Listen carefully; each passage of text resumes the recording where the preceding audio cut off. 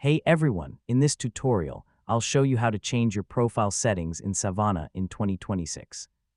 Whether you want to update your personal information, change your profile picture, or manage your account preferences, the process is quick and easy. So let's get started.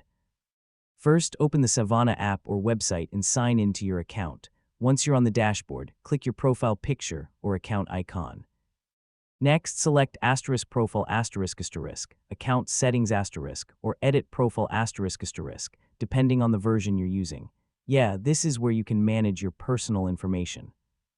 Now update the details you want to change, such as your name, profile photo, email address, or other account information. You know, some platforms may also let you customize your language, notifications, or privacy settings from the same page.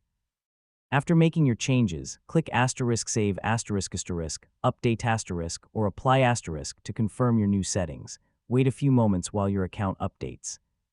Finally, refresh the page or reopen the app if necessary to make sure your changes have been applied successfully. And that's it. You've successfully updated your profile settings in Savana. If this tutorial helped you, don't forget to like, subscribe, and I'll see you in the next tutorial.